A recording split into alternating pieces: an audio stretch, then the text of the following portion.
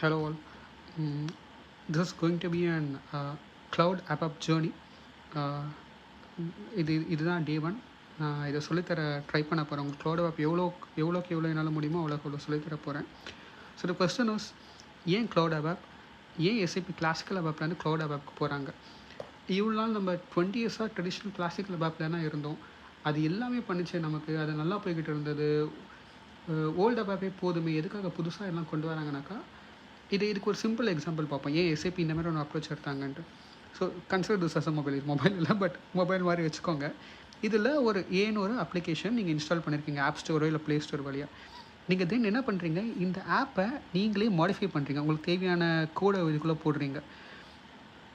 தென் என்ன ஆகுது, இந்த ஆப்போட ஓனர் டெவலப்பர் இருக்கார்ல, அவர் வந்து புது அப்டேட்டை உங்கள் அந்த ஆப் ஸ்டோரில் போடுறாரு இல்லை ப்ளே ஸ்டோரில் போடுறாரு, விச் நீங்கள் அப்டேட் பண்ணி ஆகணும்.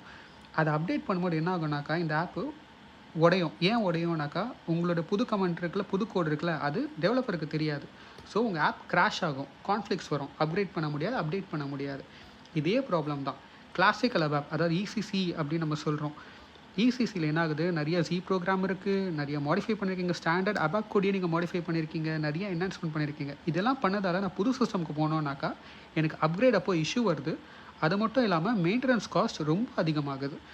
அதனால தான் SAP has brought this approach called cloud app. இதில் என்ன சொல்கிறாங்கனாக்கா, ஏபிஐஸ், பப்ளிக் ஏபிஐஸ் யூஸ் பண்ணுங்கள், சிடிஎஸ் யூஸ் பண்ணுங்கள், ரேப் யூஸ் பண்ணுங்கள், கோர் சிஸ்டமை க்ளீனாக வச்சுக்கோங்க. கண்டமேனிக்கு நீங்கள் பாட்டுக்கு உங்கள் இஷ்டர் கோடிங் எழுதி என்னுடைய கோடெல்லாம் உடைக்காதீங்க அப்படின்னு தான் எஸ்ஏபி சொல்கிறாங்க.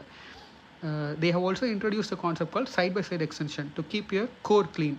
அதாவது உங்களோட கஸ்டமைசிங் டாஸ்க்கெல்லாம் உங்கள் சிஸ்டம் விட்டு வெளி சிஸ்டமில் வச்சுக்கோங்க அப்படின்ற மாதிரி ஒரு கான்செப்டையும் கொண்டு வந்திருக்காங்க.